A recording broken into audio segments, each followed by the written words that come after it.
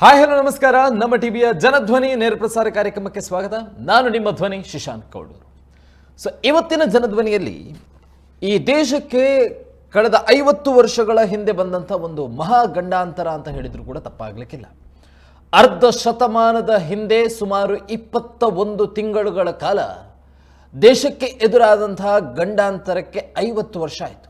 ಅರ್ಧ ಶತಮಾನ ಅಂದರೆ ದೇಶದ ಮೇಲೆ ರಾಷ್ಟ್ರೀಯ ತುರ್ತು ಪರಿಸ್ಥಿತಿ ಹೇರಿದಂತಹ ಕರಾಳ ದಿನ ಅದು. 1975ರಲ್ಲಿ ಇಡೀ ದೇಶದ ಜನರ ಬಾಯಿ ಮುಚ್ಚಿಸಿದ್ದ ತುರ್ತು ಪರಿಸ್ಥಿತಿಗೆ ನಿನ್ನೆಗೆ 50 ವರ್ಷ ಆಗಿದೆ. Emergency India. ದೇಶಕ್ಕೆ ಎಮರ್ಜೆನ್ಸಿಯನ್ನು ಹೇರಿ 50 ವರ್ಷ ಆಯಿತು. ಅಂದರೆ ಆಗಿನ ಪ್ರಧಾನಿ ಇಂದಿರಾ ಗಾಂಧಿಯವರ ಶಿಫಾರಸ್ಸಿನ ಮೇರೆಗೆ ರಾಷ್ಟ್ರಪತಿ ಫಕ್ರುದ್ದೀನ್ ಆಲಿ ಅಹಮದ್ರಿಂದ ದೇಶದಲ್ಲಿ ಎಮರ್ಜೆನ್ಸಿ ಘೋಷಣೆಯನ್ನು ಮಾಡಲಾಗಿತ್ತು. ಫಕ್ರುದ್ದೀನ್ ಆಲಿ ಅಹಮದ್ ಅವರು ರಾಷ್ಟ್ರಪತಿಯಾಗಿದ್ದರೂ ಕೂಡ ಪ್ರಧಾನಿಯವರ ಶಿಫಾರಸ್ಸಿನ ಮೇರೆಗೆ ಅವರ ಮಾತಿನ ಅಂತೆ, ಅವರ ಅಣತಿಯಂತೆ ರಾಷ್ಟ್ರಪತಿಯಾಗಿರುವಂತಹ ಫಕ್ರುದ್ದೀನ್ ಆಲಿ ಅಹಮದ್ ದೇಶದಲ್ಲಿ ತುರ್ತು ಪರಿಸ್ಥಿತಿಯನ್ನು ಘೋಷಣೆ ಮಾಡಿದ್ರು. 25 ಜೂನ್ 1975ರಿಂದ ಮಾರ್ಚ್ 21, 1977 ತನಕ ಸುಮಾರು 21 ತಿಂಗಳುಗಳ ಕಾಲ ದೇಶದಲ್ಲಿ ತುರ್ತು ಪರಿಸ್ಥಿತಿಯನ್ನು ಹೇರಿಕೆ ಮಾಡಲಾಗಿತ್ತು. ಬರೋಬ್ಬರಿ 21 ತಿಂಗಳುಗಳ ಕಾಲ ಇಡೀ ದೇಶ, ಯಾವುದೋ ಒಂದು ಊರಲ್ಲ, ಇಡೀ ಭಾರತ ದೇಶ ನರಕ ಯಾತನೆಯನ್ನು ಅನುಭವಿಸಿತು. ನರಕ ಯಾತನೆಯನ್ನು 1962ರಲ್ಲಿ ಹೊರ ದೇಶದಿಂದ ದಾಳಿ ಮತ್ತು 1971ರಲ್ಲಿ ಇಂಡಿಯಾ ಪಾಕಿಸ್ತಾನದ ದಾಳಿಯ ಬಳಿಕ 1975ರಲ್ಲಿ ದೇಶದಲ್ಲಿ 3ನೇ ಬಾರಿಗೆ ತುರ್ತು ಪರಿಸ್ಥಿತಿಯನ್ನು ಹೇರಿಕೆ ಮಾಡಲಾಗಿದ್ದಂಥದ್ದು. ಅದೆಲ್ಲವೂ ಕೂಡ ಬಾಹ್ಯ ರಕ್ಷಣೆಯ ಸಂದರ್ಭದಲ್ಲಿ ಆಗಿರುವಂತಹ ತುರ್ತು ಪರಿಸ್ಥಿತಿ. ಬಟ್ ಇದು ಆಂತರಿಕವಾಗಿರುವಂತಹ ರಾಜಕೀಯಕ್ಕೋಸ್ಕರ ಮಾಡಿರುವಂಥದ್ದು. ರಾಜಕೀಯ ಮುಖಂಡರು, ಸಾಮಾಜಿಕ ನಾಯಕರು ಯಾರನ್ನು ಕೂಡ ನೋಡಿಲ್ಲ, ಎಲ್ಲರನ್ನೂ ಕೂಡ ಬಂಧನ ಮಾಡಲಾಯಿತು. ಪತ್ರಿಕಾ ಸ್ವಾತಂತ್ರ್ಯಕ್ಕೂ ಕೂಡ ಧಕ್ಕೆಯನ್ನು ತರಲಾಯಿತು. ವಾಕ್ ಸ್ವಾತಂತ್ರ್ಯವೂ ಕೂಡ ಸಂಪೂರ್ಣ ಹರಣ ಆಗಿತ್ತು. ಸರ್ಕಾರದ ವಿರುದ್ಧ, ಪ್ರಧಾನಿಯ ವಿರುದ್ಧ ಯಾರು ಕೂಡ ತುಟಿ ಬಿಚ್ಚೋಂಗಿಲ್ಲ, ಅವನು ಒಳಗಾಕೋದೆ. ಸುಮಾರು 1.40ಕ್ಕೂ ಹೆಚ್ಚು ಜನಸಾಮಾನ್ಯರು, 35,000ಕ್ಕೂ ಹೆಚ್ಚು ಮಂದಿ ಮೀಸಾ ಕಾಯ್ದೆಯಡಿ ಮತ್ತು 200ಕ್ಕೂ ಹೆಚ್ಚು ಪತ್ರಕರ್ತರ ಬಂಧನ. ಇದೆಲ್ಲವೂ ಕೂಡ ಬಂಧನ ಆಗಿರುವಂಥವರು. ಅಂದರೆ ಜನಸಾಮಾನ್ಯರಿಗೂ ಕೂಡ ಮಾತಾಡುವಂಗಿಲ್ಲ, ಒಳಗೆ ಹಾಕುವಂಥದ್ದೇ ಸ್ಟೇಷನ್ಗೆ. ದೇಶಕ್ಕೆ ಕಪ್ಪು ಚುಕ್ಕಿ ಆಗಿರುವಂತಹ ತುರ್ತು ಪರಿಸ್ಥಿತಿನ ಇಂದಿರಾ ಗಾಂಧಿಯವರು ಅವತ್ತಿನ ಸಂದರ್ಭದಲ್ಲಿ ಹೇರಿದ್ದೇಕೆ? ಹಾಗಾದರೆ ಅವತ್ತು ನಡೆದಿದ್ದೇನು? ದೇಶದ ಪ್ರಧಾನಿಯಾಗಿ ದೇಶದ ಸಾರ್ವಭೌಮತೆಯನ್ನು ಎತ್ತಿ ಹಿಡಿಯಬೇಕಾದಂಥ ಪ್ರಧಾನಿಯವರು ತನ್ನ ರಾಜಕೀಯ ಲಾಭಕ್ಕೋಸ್ಕರ ಹಾಗಾದರೆ ಇಡೀ ದೇಶಕ್ಕೆ ಕಪ್ಪು ಚುಕ್ಕೆ ತರುವಂತಹ, ಅಂದರೆ ವಿಶ್ವದ ಮುಖಗಳಲ್ಲಿ ದೇಶಕ್ಕೆ ಒಂದು ಕಪ್ಪು ಚುಕ್ಕೆಯನ್ನು ತರುವಂಥ ಪ್ರಯತ್ನವನ್ನು ಅಂದಿನ ಪ್ರಧಾನಿಯವರು ಮಾಡಿದ್ರ? ನಿಜಕ್ಕೂ ತಮ್ಮ ರಾಜಕೀಯ ಲಾಭಕ್ಕಾಗಿ ಸಂವಿಧಾನದ ಬಗೆಗೆ ಮಾತಾಡುವವರೇ ಸಂವಿಧಾನದ ಕತ್ತು ಹಿಸುಕಿ ಹಕ್ಕನ್ನು ಕಸಿದಿದ್ರ? ಸಹಜವಾಗಿ ಮೂಡುವಂಥ ಪ್ರಶ್ನೆ. ಮತ್ತು ಕಳೆದ 50 ವರ್ಷಗಳಿಂದ ಈ ಪ್ರಶ್ನೆಗೆ ಇನ್ನೂ ಕೂಡ ಉತ್ತರಗಳು ಸಿಗ್ತಾ ಇಲ್ಲ. ಉತ್ತರ ಕೊಡಬೇಕಾದಂಥವರು ಕೂಡ ಜಾನ ಮೌನವಾಗಿದ್ದಾರೆ. ಜಾನ ಮೌನವಾಗಿ ಅರ್ಧ ಶತಮಾನದ ಹಿಂದೆ ನಡೆದಿರುವಂಥ ಈ ಘಟನೆಯು ಇವತ್ತಿಗೂ ಕೂಡ ಕಣ್ಣಿಗೆ ಹಚ್ಚುವಂತೆ ಆ ದೃಶ್ಯಗಳು ಬರ್ತಾ ಇದೆ. ಬಟ್ ಇದಕ್ಕೆ ಯಾರೂ ಕೂಡ ಹೊಣೆಗಾರರಲ್ಲ ಅನ್ನುವಂಥ ರೀತಿಯಲ್ಲಿ ನಿನ್ನೆಗೆ 50 ವರ್ಷ ಆಯಿತು. ಆ್ಯಕ್ಚುಲಿ ನಿನ್ನೆ ಕ್ಯಾಬಿನೆಟ್ ಮೀಟಿಂಗಲ್ಲೂ ಕೂಡ ಈ ತುರ್ತು ಪರಿಸ್ಥಿತಿಯ ವಿಚಾರವಾಗಿ ಮತ್ತು ಆ ಸಂದರ್ಭದಲ್ಲಿ ಯಾರೆಲ್ಲ ತಮ್ಮ ಜೀವವನ್ನು ತ್ಯಾಗ ಮಾಡಿದ್ರು, ಅಂದರೆ ಯಾರೆಲ್ಲ ಮರಣವನ್ನು ಹೊಂದಿದ್ರು ಅಂಥವರಿಗೆ ಕ್ಯಾಬಿನೆಟ್ಟಲ್ಲೂ ಕೂಡ 3 ನಿಮಿಷಗಳ ಕಾಲ ಮೌನ ಪ್ರಾರ್ಥನೆಯನ್ನು ಕೂಡ ಮಾಡಲಾಯಿತು. ಅಂದರೆ ಸ್ವಾತಂತ್ರ್ಯ ಹೋರಾಟದಲ್ಲಿ ಮಡಿದಂಥವರನ್ನು ನಾವು ದೇಶಕ್ಕೋಸ್ಕರ ತಮ್ಮ ಪ್ರಾಣವನ್ನು ತೆತ್ತರು ಅನ್ನುವಂಥ ರೆಸ್ಪೆಕ್ಟನ್ನು ಕೊಡ್ತೀವಿ. ಬಟ್ ತುರ್ತು ಪರಿಸ್ಥಿತಿಯ ಸಂದರ್ಭದಲ್ಲೂ ಕೂಡ ಅನೇಕ ಜನರು ಬ್ರಿಟಿಷರ ವಿರುದ್ಧ ಯಾವ ರೀತಿಯಾದಂಥ ಹೋರಾಟವನ್ನು ಮಾಡಿದರು, ಅದೇ ರೀತಿಯಾದಂಥ ಹೋರಾಟವನ್ನು ಕೂಡ ಇಲ್ಲೂ ಕೂಡ ನಡೆಸಿದರು. ನಮಗೆ ಮುಕ್ತಿ ಬೇಕು ಅನ್ನುವಂಥ ಕಾರಣಕ್ಕೋಸ್ಕರ ಅದರಲ್ಲಿ ಎಷ್ಟೋ ಜನ ತಮ್ಮ ಪ್ರಾಣವನ್ನು ಬಲಿ ನೀಡಿದ್ದಾರೆ. ಸ್ವಂತವರಿಗೆ ನಿನ್ನೆಯ ದಿವಸ ಮೌನ ಪ್ರಾರ್ಥನೆಯನ್ನು ಕೂಡ ಸಲ್ಲಿಸಲಾಯಿತು ಕ್ಯಾಬಿನೆಟ್ ಮೀಟಿಂಗಲ್ಲಿ. ಮತ್ತು ಪ್ರಧಾನಿ ಮೋದಿಯವರು ಕೂಡ ಟ್ವಿಟ್ಟನ್ನು ಕೂಡ ಮಾಡಿದರು. ಸಾಲು ಟ್ವೀಟ್ಗಳನ್ನು ಮಾಡಿದರು. ತುರ್ತು ಪರಿಸ್ಥಿತಿ ಹೇರಿಕೆಗೆ ಇಂದು 50 ವರ್ಷಗಳು ತುಂಬಿದೆ. ನಿನ್ನೆ ದಿವಸದ ಟ್ವೀಟ್ ಇದು. ದೇಶದ ಪ್ರಜಾಪ್ರಭುತ್ವ ಇತಿಹಾಸದ ಕರಾಳ ಅಧ್ಯಾಯಗಳಲ್ಲೂ ಕೂಡ ಇದು ಒಂದು. ಜನ ಈ ದಿನವನ್ನು ಸಂವಿಧಾನ ಹತ್ಯಾ ದಿವಸ್ ಅಂತ ಹೇಳಿ ಆಚರಣೆಯನ್ನು ಮಾಡ್ತಾ ಇದ್ದಾರೆ. ಇದು ಪ್ರಧಾನಿ ಮೋದಿ ಅವರ ಟ್ವೀಟ್.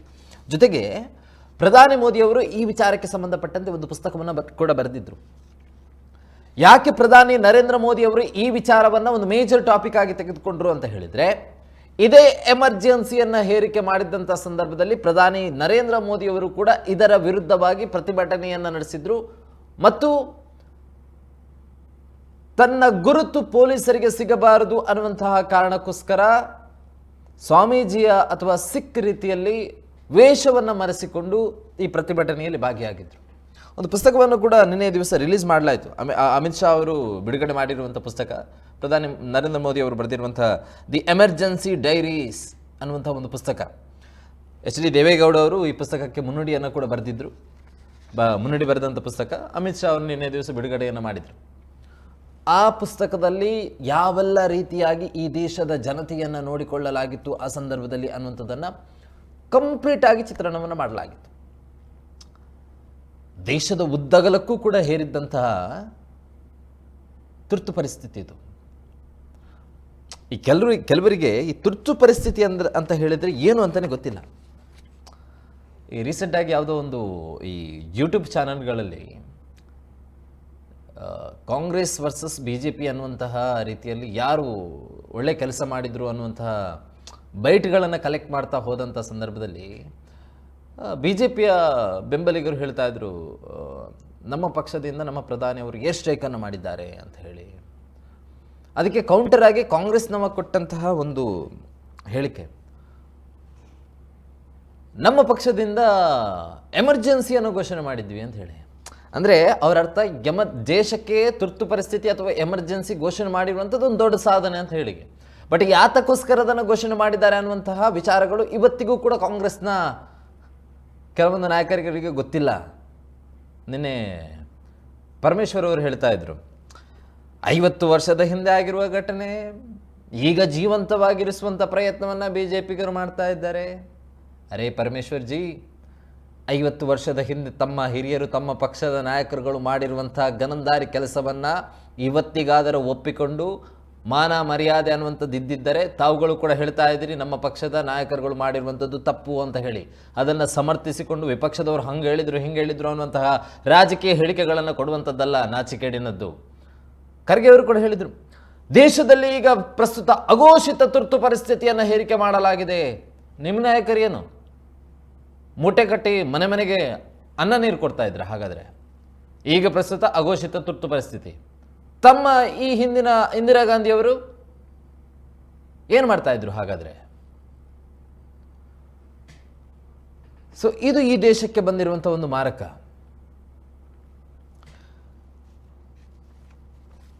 ಸೊ ಅಘೋಷಿತ ತುರ್ತು ಪರಿಸ್ಥಿತಿಯ ಸಂದರ್ಭದಲ್ಲಿ ಯಾವ ರೀತಿಯಾದಂಥ ವ್ಯವಸ್ಥೆಗಳು ಇತ್ತು ಅನ್ನುವಂಥದ್ದು ಕೂಡ ಒಂದು ಪ್ರಮುಖವಾಗಿರುವಂಥ ಚರ್ಚೆಗಳು. ಆ್ಯಂಡ್ ನಿನ್ನೆಯ ದಿವಸದ ಜನಧ್ವನಿಯಲ್ಲಿ ನಾವು ಈ ತುರ್ತು ಪರಿಸ್ಥಿತಿಗೆ ಸಂಬಂಧಪಟ್ಟಂತೆ ಇಡೀ ದೇಶದ ಬೇಡ, ಮಂಗಳೂರಲ್ಲಿ ಯಾರೆಲ್ಲ ಯಾವ ರೀತಿಯಾದಂಥ ನೋವನ್ನು ಅನುಭವಿಸಿದ್ರು ಅನ್ನುವಂತಹ ಸ್ಪಷ್ಟ ಚಿತ್ರಣವನ್ನು ವೀಕ್ಷಕರ ಮುಂದೆ ಇಡುವಂಥ ಪ್ರಯತ್ನವನ್ನು ಮಾಡಿದ್ವಿ. ಅದರಲ್ಲಿ ಇಬ್ಬರು ಹಿರಿಯರು ನಮ್ಮ ಜೊತೆ ಕಾರ್ಯಕ್ರಮದಲ್ಲಿ ಭಾಗವಹಿಸಿದ್ರು. ಈ ಹಿಂದಿನ ಕಳೆದ ವರ್ಷವೂ ಕೂಡ ನಾವು ಒಂದು ಇಬ್ಬರು ಹಿರಿಯರನ್ನು ಕೂತ್ಕೊಳಿಸಿದ್ವಿ.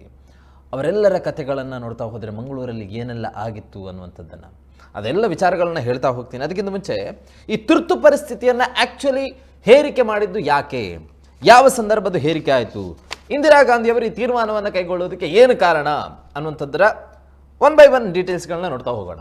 ಸೊ ಮುಂದಿನ ವಿಚಾರವನ್ನು ಗಮನಿಸೋದಾದರೆ 25 ಜೂನ್ 1975ರಿಂದ ಮಾರ್ಚ್ 21, 1977 ತನಕ, ಅಂದರೆ ಸುಮಾರು 21 ತಿಂಗಳುಗಳ ಕಾಲ ದೇಶದಲ್ಲಿ ತುರ್ತು ಪರಿಸ್ಥಿತಿಯನ್ನು ಹೇರಿಕೆ ಮಾಡಲಾಗಿತ್ತು.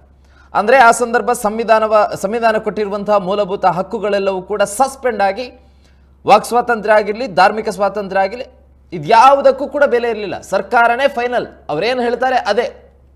1971ರ ಚುನಾವಣೆಯಲ್ಲಿ ಕಾಂಗ್ರೆಸ್ ವಿರುದ್ಧ ಚುನಾವಣಾ ಅಕ್ರಮ ಆರೋಪ ಬರುತ್ತೆ. ಇಂದಿರಾ ಗಾಂಧಿ ವಿರುದ್ಧ ಅಧಿಕಾರದ ದುರುಪಯೋಗ ಅನ್ನುವಂಥ ಆರೋಪಗಳು ಬರುತ್ತೆ. ಅಂದರೆ ಅಂದಿನ ಪ್ರಧಾನಿಯಾಗಿದ್ದಂಥ ಇಂದಿರಾ ಗಾಂಧಿ ಅವರು ಘೋಷಣೆ ಮಾಡಿರುವಂತಹ ತುರ್ತು ಪರಿಸ್ಥಿತಿ ಇದು. ಕಾರಣ ಏನು ಅಂತ ಹೇಳಿದ್ರೆ 1971ರಲ್ಲಿ ಚುನಾವಣೆ ನಡೆಯುತ್ತೆ. ಇಂದಿರಾ ಗಾಂಧಿಯವರು ರಾಯ್ಬರೇಲಿ ಕ್ಷೇತ್ರದಿಂದ ಚುನಾವಣೆಗೆ ಸ್ಪರ್ಧೆಯನ್ನು ಮಾಡ್ತಾರೆ. ಈಗ ರಾಹುಲ್ ಗಾಂಧಿಯವರು ಕೂಡ ಅದೇ ಕ್ಷೇತ್ರದಿಂದ ಸ್ಪರ್ಧೆಯನ್ನು ಮಾಡ್ತಾ ಇರುವಂಥದ್ದು. ರಾಯ್ಬರೇಲಿಯಲ್ಲಿ ಆ ಕ್ಷೇತ್ರದಿಂದ ಚುನಾವಣೆಗೆ ನಿಂತಹ ಸಂದರ್ಭದಲ್ಲಿ ಇಂದಿರಾ ಗಾಂಧಿ ಅವರು ಗೆಲ್ತಾರೆ. ಬಟ್ ಆ ಗೆಲುವನ್ನು ಪ್ರಶ್ನಿಸಿ ಉತ್ತರ ಪ್ರದೇಶದ ನಾಯಕ ರಾಜ್ ನಾರಾಯಣ್ ಅವರು ಒಂದು ಅರ್ಜಿಯನ್ನು ಸಲ್ಲಿಸ್ತಾರೆ. ಯಾಕಂತ ಹೇಳಿದ್ರೆ ಇಲ್ಲಿ ಚುನಾವಣಾ ಅಕ್ರಮ ನಡೆದಿದೆ ಅಂತ ಹೇಳಿ. ಏನು ಅಕ್ರಮ ಅಂತ ಹೇಳಿ ನೋಡ್ತಾ ಹೋದ್ರೆ, ಪ್ರಚಾರ ಸಂದರ್ಭದಲ್ಲಿ ಆ ಪ್ರಚಾರಕ್ಕೋಸ್ಕರ ಏನು ಹಣವನ್ನು ಬಳಕೆ ಮಾಡಲಾಗಿತ್ತು ಆ ಎಲ್ಲ ಹಣವು ಕೂಡ ಸರ್ಕಾರದಿಂದಲೇ ಭರಿಸಲಾಗಿತ್ತು, ಸಂಪೂರ್ಣ ಖರ್ಚನ್ನು ಸರ್ಕಾರದಿಂದಲೇ ವಹಿಸಲಾಗಿತ್ತು ಅನ್ನುವಂಥ ಆರೋಪ. ಜೊತೆಗೆ ರಾಯ್ಬರೇಲಿ ಕ್ಷೇತ್ರದಲ್ಲಿ ಇಂದಿರಾ ಗಾಂಧಿ ಅವರು ಬಹಿರಂಗವಾಗಿ ಈ ವೇದಿಕೆಗಳಲ್ಲಿ ತಮ್ಮ ಚುನಾವಣಾ ಪ್ರಚಾರ ವೇಳೆ ಸರ್ಕಾರಿ ಅಧಿಕಾರಿಗಳನ್ನು ಕೂಡ ಬಳಸಿದ್ರು ಅನ್ನುವಂಥ ಆರೋಪ.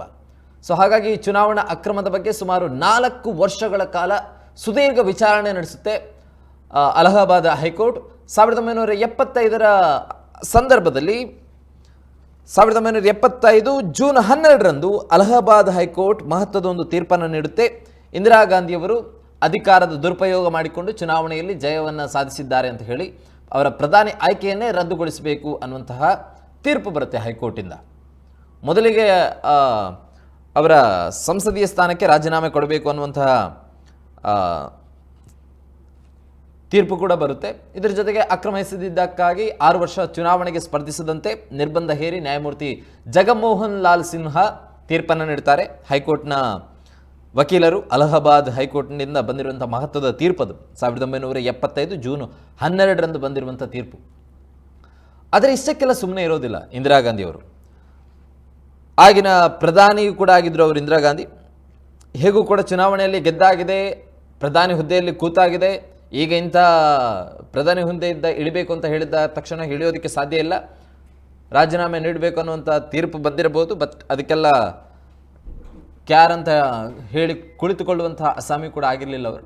ಸೊ ಹಾಗಾಗಿ ಅವರು ಹೈಕೋರ್ಟ್ ಆದೇಶವನ್ನು ಪ್ರಶ್ನಿಸಿ ಸುಪ್ರೀಂ ಕೋರ್ಟ್ನ ಮೆಟ್ಟಿಲನ್ನು ಏರ್ತಾರೆ ಇಂದಿರಾ ಗಾಂಧಿ ಅವರು.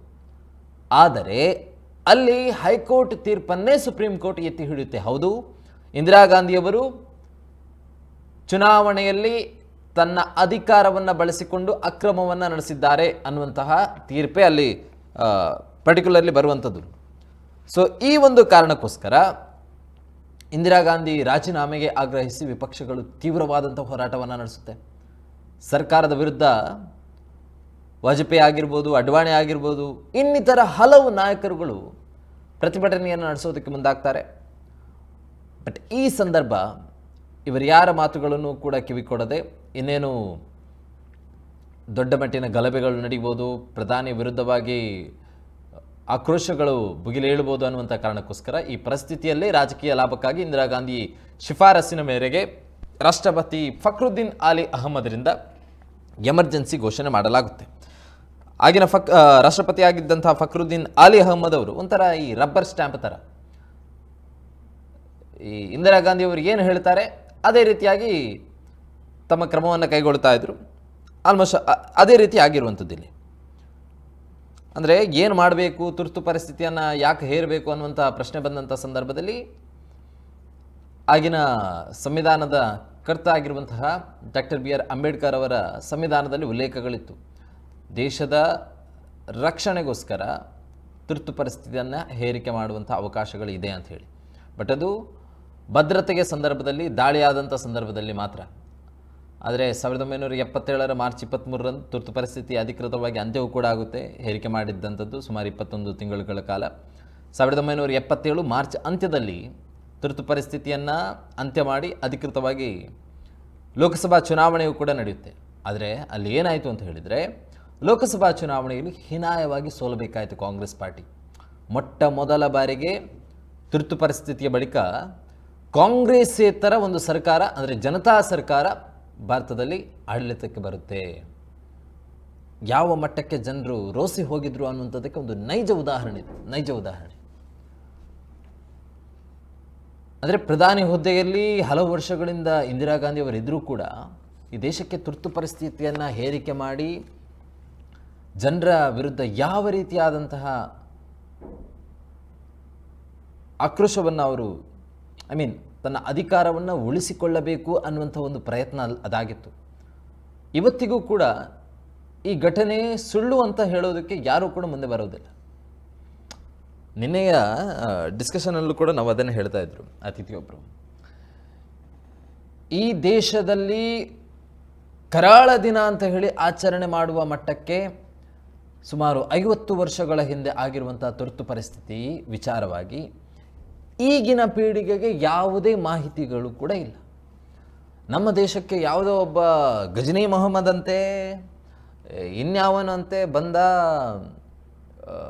ಇಲ್ಲಿ ಅಧಿಕಾರವನ್ನು ಸ್ಥಾಪಿಸಿದ, ಹಾಗೆ ಹೇಗೆ ಅಂತ ಹೇಳಿ ನಾವು ಕತೆ ಓದ್ತೀವಿ. ಸಣ್ಣ ಮಕ್ಕಳಿಂದ ಹಿಡಿದು ಅವರ ಬೆಳವಣಿಗೆ ಹಂತದುದ್ದಕ್ಕೂ ಕೂಡ ಪ್ರತಿ ಪಠ್ಯಪುಸ್ತಕಗಳಲ್ಲೂ ಕೂಡ ಇಂಥದ್ದೇ ಇರುವಂಥದ್ದು.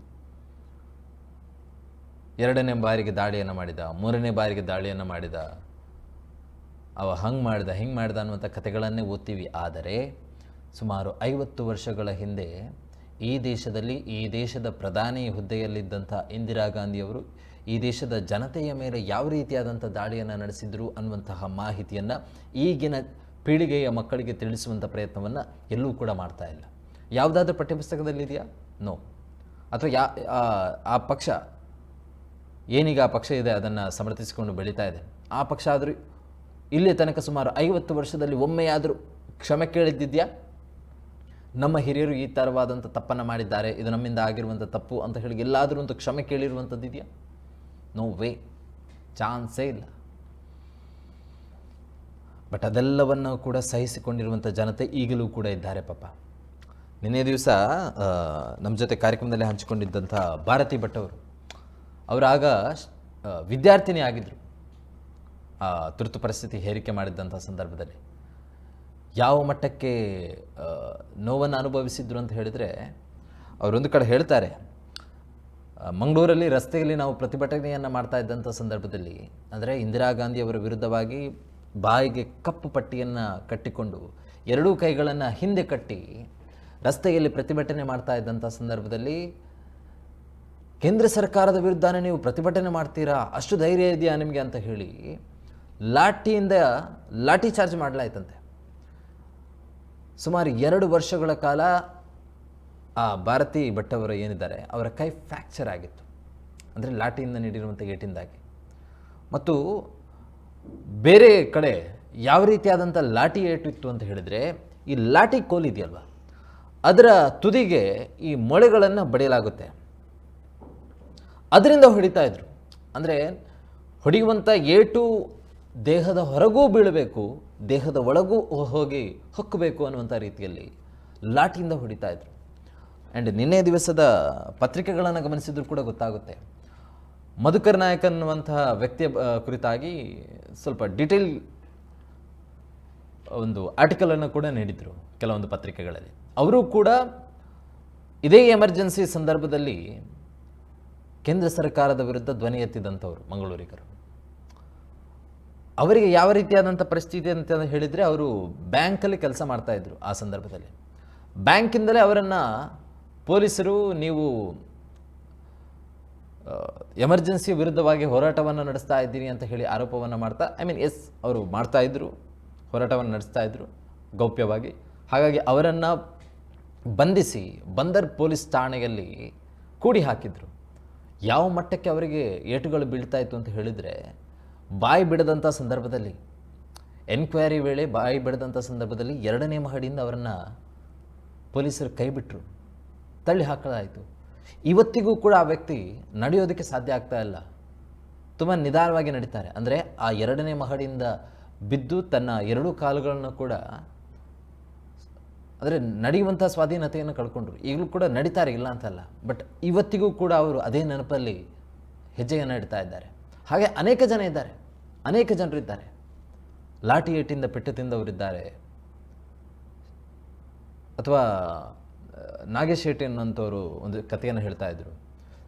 ಅವರ ಕಣ್ಣ ಎದುರೇ ಲಾಠಿ ಏಟಿನಿಂದ ಪೆಟ್ಟು ತಿಂದು ಆ ಪೆಟ್ಟನ್ನು ಸಹಿಸಿಕೊಳ್ಳೋದಕ್ಕೆ ಆಗದೆ ಲಾಕಪ್ಪಲ್ಲೇ ಡೆತ್ ಆದಂಥವರು ಕೆಲವರಿದ್ದಾರೆ. ಅಂದರೆ ಆ ಮಟ್ಟಕ್ಕೆ ಪೆಟ್ಟುಗಳು ಬೀಳ್ತಾ ಇತ್ತು.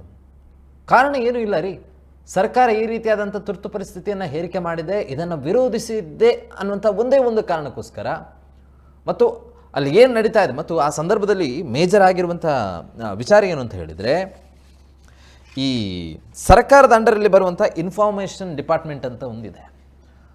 ಆಗಿನ ಸಂದರ್ಭದಲ್ಲಿ ಈ ಮೀಡಿಯಾಗಳು ಏನೂ ಇರಲಿಲ್ಲ, ಬರೀ ಪತ್ರಿಕೆಗಳು ಮಾತ್ರ ಪ್ರಿಂಟ್ ಆಗ್ತಾ ಇತ್ತು. ಕೇವಲ ರಾಜಕಾರಣಿಗಳ ಮತ್ತು ಜನಸಾಮಾನ್ಯರಿಗೆ ತೊಂದರೆ ಮಾತ್ರ ಅಲ್ಲ, ಪತ್ರಿಕಾ ರಂಗವೂ ಕೂಡ ಸರ್ಕಾರದ ಅಂಡರಲ್ಲಿರಬೇಕಾದಂಥ ಪರಿಸ್ಥಿತಿ ಬಂತು.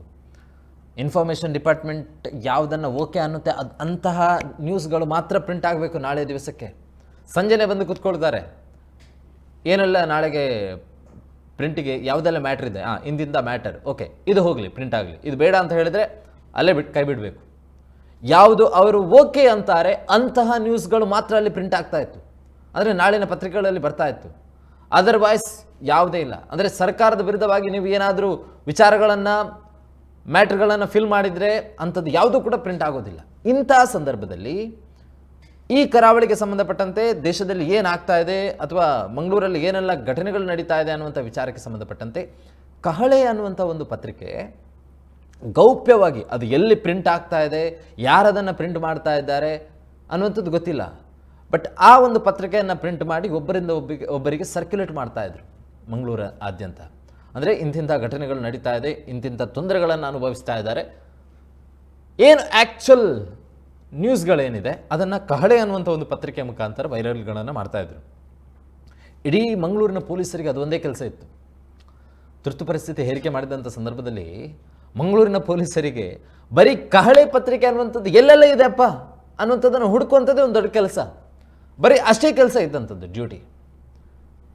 ಯಾರ ಕೈಯಲ್ಲಾದರೂ ಪತ್ರಿಕೆಯನ್ನು ಒಂದು ವೇಳೆ ಸಿಕ್ತು ಅಂತಾದರೆ ಆತನನ್ನು ಬಂಧನ ಮಾಡುವಂಥದ್ದೇ. ಭಾರತಿ ಭಟ್ ಅವರು ಅವರ ಬಳಿಯೂ ಕೂಡ ಕಾಲೇಜಿಗೆ ಹೋಗುವಂಥ ಸಂದರ್ಭದಲ್ಲಿ ಅವರ ಬ್ಯಾಗಲ್ಲೂ ಕೂಡ ಪತ್ರಿಕೆ ಇತ್ತು. ಸೊ ಅವರ ಬಳಿ ಪೊಲೀಸರು ಇನ್ನೇನು ಬಂದು ಪತ್ರಿಕೆ ಕುರಿತಾಗಿ ಎನ್ಕ್ವೈರಿ ಮಾಡಬೇಕು, ಆ ಎಮ್ಮ ಕೈಯಲ್ಲಿದ್ದಂತಹ ಪೇಪರನ್ನು ನುಂಗಿಬಿಟ್ರಂತೆ. ಅಂದರೆ ಒಂದು ವೇಳೆ ಆ ಪತ್ರಿಕೆ ಇರುವಂಥದ್ದು ಏನಾದರೂ ಗೊತ್ತಾಯಿತು ಅಂತ ಹೇಳಿದರೆ ಮುಖಾಮುಖಿ ನೋಡೋದಿಲ್ಲ, ಲಾಟಿಂದ ಹೊಡಿತಾರೆ. ಅಂತಹ ಕಠೋರವಾದಂತಹ ನಿಯಮಗಳನ್ನು ತುರ್ತು ಪರಿಸ್ಥಿತಿಯ ಸಂದರ್ಭದಲ್ಲಿ ಹೇರಿಕೆ ಮಾಡಲಾಗಿತ್ತು. ಅಂದರೆ ಸರ್ಕಾರ ಏನು ಮಾಡ್ತಾ ಇದೆ ಅನ್ನುವಂಥದ್ದು ಯಾರಿಗೂ ಗೊತ್ತಾಗಬಾರ್ದು.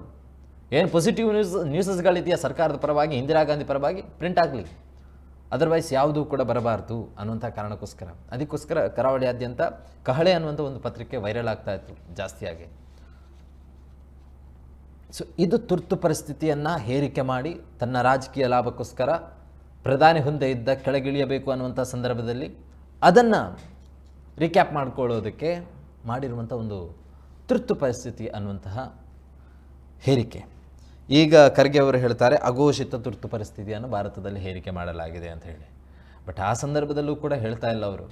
50 ವರ್ಷದ ಹಿಂದೆ ನಮ್ಮ ರಾಜಕೀಯ ಪಕ್ಷದ ನಾಯಕರುಗಳು ಕೂಡ ಈ ದೇಶದಲ್ಲಿ ತುರ್ತು ಪರಿಸ್ಥಿತಿಯನ್ನು ತಮ್ಮ ಸ್ವಾರ್ಥಕ್ಕೋಸ್ಕರ ಅಘೋಷಿತವಾಗಿ ಘೋಷಣೆ ಮಾಡಿದ್ರು ಅಂತ ಹೇಳಿ ಎಲ್ಲೂ ಕೂಡ ಹೇಳ್ತಾ ಇಲ್ಲ. ಅವರು ಓಪನಾಗೆ ಘೋಷಣೆ ಮಾಡಿರುವಂಥ ತುರ್ತು ಪರಿಸ್ಥಿತಿ. ಈಗ ನೀವು ಯಾರನ್ನೋ ಬೆರಳು ಮಾಡಿ ತೋರಿಸ್ತಾ ಇದ್ದೀರಾ ಅಘೋಷಿತ ಅಂತ ಹೇಳಿ.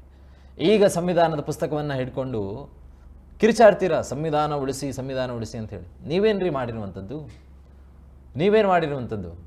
ತುರ್ತು ಪರಿಸ್ಥಿತಿ ಹೇರಿಕೆ ಮಾಡುವಂಥ ಸಂದರ್ಭದಲ್ಲಿ ಶಾಸಕಾಂಗ ಸಭೆಗಳನ್ನು ಅಥವಾ ಈ ಥರ ಕ್ಯಾಬಿನೆಟ್ ಸಭೆಗಳನ್ನು ಏನಾದರೂ ಕರೆದು ವಿಪಕ್ಷದ ನಾಯಕರನ್ನು ಅಥವಾ ಸ್ವಪಕ್ಷದ ಸಂಸದರನ್ನು ಶಾಸಕರನ್ನು ಕರೆಸಿ ಮಾತುಕತೆಯನ್ನು ನಡೆಸಿ ಫೈನಲೈಸ್ ಏನಾದರೂ ಮಾಡುವಂಥದ್ದು ಇದೆಯಾ? ಏನೂ ಇಲ್ಲ.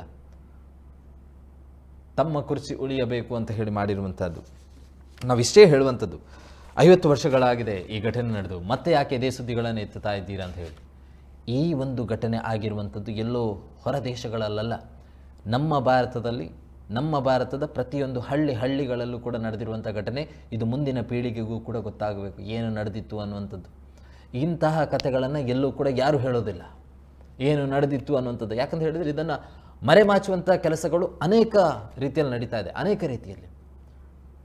ಮುಂದಿನ ಪೀಳಿಗೆಗೂ ಕೂಡ ಗೊತ್ತಾಗಲಿ ರೀ, ನಮ್ಮ ದೇಶದಲ್ಲಿ ಇಂಥ ಎಮರ್ಜೆನ್ಸಿ ತುರ್ತು ಪರಿಸ್ಥಿತಿ ಅನ್ನುವಂಥದ್ದನ್ನು ಹೇರಿಕೆ ಮಾಡಿದ್ದು, ಜನರನ್ನು ಯಾವ ಮಟ್ಟಕ್ಕೆ ದಬ್ಬಾಳಿಕೆಯನ್ನು ನಡೆಸಿದ್ರು ಒಂದು ಸರ್ಕಾರ. ಈಗ ಏನು ನಾವು ಕರೆಂಟ್ ತಂದದ್ದು ನಾವೇ, ಅಕ್ಕಿ ಕೊಟ್ಟದ್ದು ನಾವೇ, ಏನು ಎಲ್ಲ ಹೇಳ್ತಾರಲ್ವಾ, ಒಮ್ಮೆ ಅವರ ಬಾಯಿನಲ್ಲೇ ಬರಲಿ, ಹೌದು ನಾವು ನಮ್ಮ ಮನೆಯ, ನಮ್ಮ ದೇಶದ, ನಮ್ಮ ಜನತೆಯನ್ನು ಕೊಂದದ್ದು ಕೂಡ ನಾವೇ ಅನ್ನುವಂಥದ್ದನ್ನು ಒಂದು ಬಾರಿ ಗಂಟಲಲ್ಲಿ ಹೇಳಲಿ, ಯಾಕಾಗೋದಿಲ್ಲ? ಮಾಡಿರುವಂಥದ್ದು ಅವುಗಳೇ ತಾನೆ. ಇದ್ರೂ ಕೂಡ ಕೆಲವು ನಾಯಕರುಗಳು ಈಗ ಯಾರು ತುಟಿ ಬಿಚ್ಚೋದಿಲ್ಲ. ಯಾಕೆ 50 ವರ್ಷದ ಹಿಂದೆ ಆ ರಾಜಕೀಯದಲ್ಲಿ ಇದ್ದಂಥ ನಾಯಕರುಗಳು ಈಗಿಲ್ವಾ? ಇದ್ದಾರೆ, ಬಟ್ ಯಾರೂ ಕೂಡ ತುಟಿ ಬಿಚ್ಚೋದಿಲ್ಲ. ಇದು ಪ್ರಸ್ತುತ ಆಗಿರುವಂಥ ಘಟನೆ. ಓಕೆ, ಎಸ್, ಇದಾಗಿತ್ತು ಇವತ್ತಿನ ಜನಧ್ವನಿಯ ವಿಶೇಷ. ಸೊ ಮುಂದಿನ ಜನಧ್ವನಿಯಲ್ಲಿ ಮುಂದಿನ ಸುದ್ದಿಯ ಜೊತೆಗೆ ಭೇಟಿಯಾಗೋಣ. ನಿರಂತರ ಸುದ್ದಿ ಹಾಗೂ ಮನೋರಂಜನೆಗಾಗಿ ನೋಡ್ತಾ ಇರಿ ನಮ್ಮ ಟಿವಿ.